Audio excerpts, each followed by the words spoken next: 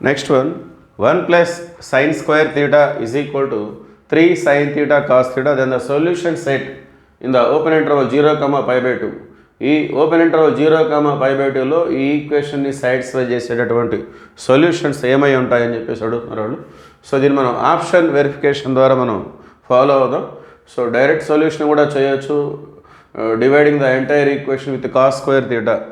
ఇది ఎంటైర్ ఈక్వేషన్ని cos square థీటాతో divide చేస్తే కూడా మనకు ఆన్సర్ వచ్చేస్తుంది. దానికంటే కూడా బెస్ట్ ఏంటంటే మనం ఆప్షన్ వెరిఫికేషన్ చేసుకోవడం ద్వారా మనకు ఈజీగా సొల్యూషన్ మనం గెయిన్ చేసుకోవచ్చు. మన ఆప్షన్ చూసినట్లయితే π by 4, π by 4, π by 3, π by 6 ఉంది ఒక యాంగిల్.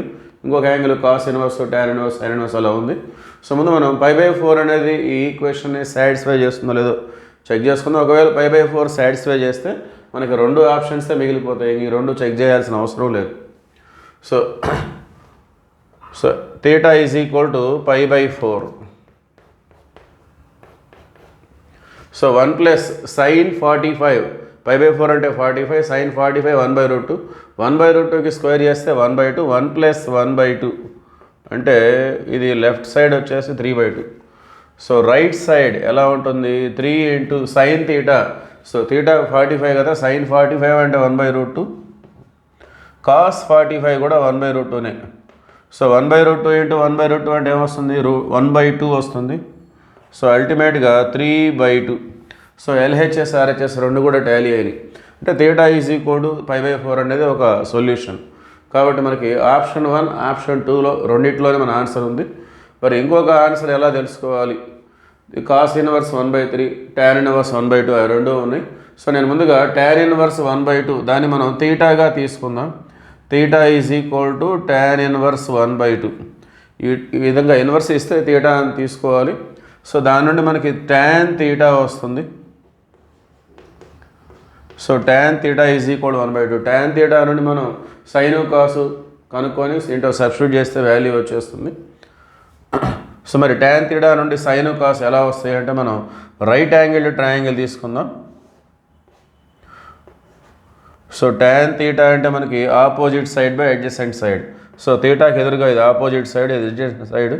సో ఈ రెండు స్క్వేర్ చేసి యాడ్ చేసి చేస్తే మనకి ఇది వస్తుంది. √1² + 2² అంటే √5. సో మనకి సైన్ వచ్చేసి 1/√5. దేర్ఫోర్ సైన్ థీటా అంటే opposite side by hypotenuse 1/√5. Cos theta అంటే adjacent side by hypotenuse. So 2/√5.